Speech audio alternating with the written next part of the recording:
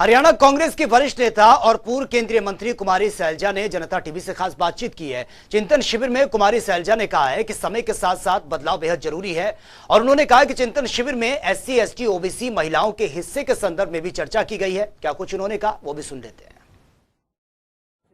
कुमारी सैलजा हमारे साथ बात करने के लिए मौजूद है। मैम, जिस तरीके से उदयपुर में नव चिंतन शिविर का आयोजन किया गया है, मैम किस तरीके से आप मान रही हैं और कितना आप प्रोग्रेसिव समझती हैं कि आने वाले समय में जो है कांग्रेस में इससे बदलाव होता हुआ नजर आएगा? समय के साथ साथ बदलाव आना चाहिए और यही मकसद था इस चिंतन शिविर का कि हम अलग अलग सब्जेक्ट्स पर आपस में डिस्कशन करें।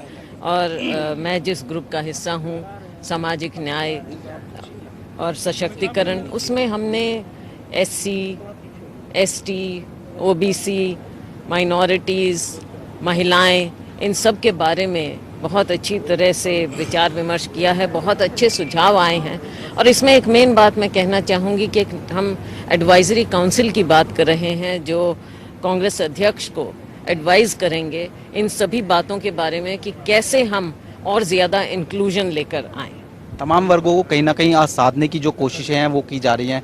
आपकी जो कमेटी है मैम, उसके किस तरीके के जो अहम बिंदु हैं वो आप जो है यहाँ पर जो है रखते हुए नजर आएंगे? देखिए, महिलाओं के आरक्षण की बात है और महिलाओं के आरक्षण में जो मैंने कहा एससी, एसटी, ओबीसी, माइनॉरिटीज़, इन सब का हिस्सा भी होना चाहिए। ये भी एक बात बहुत अच्छी तरह से सामने आई है, सबको ये महसूस हुआ।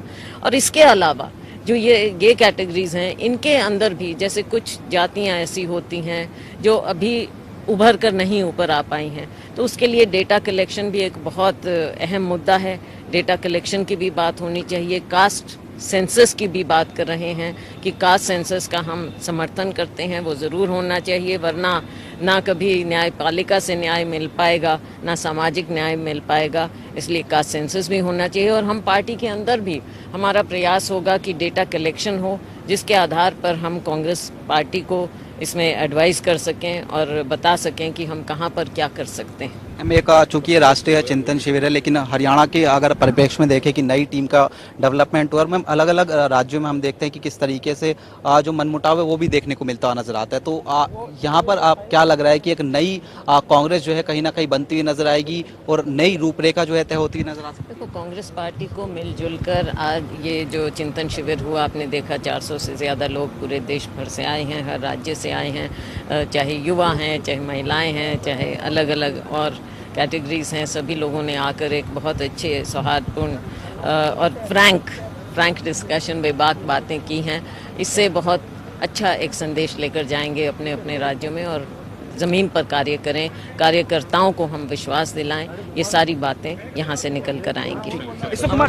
तो ये कुमारी सैलजा थी जो जनता टीवी से खास बातचीत कर रही थी उदयपुर में चिंतन शिविर को लेकर। कैमरामैन ललित के साथ स्पर्श शर्मा, उदयपुर।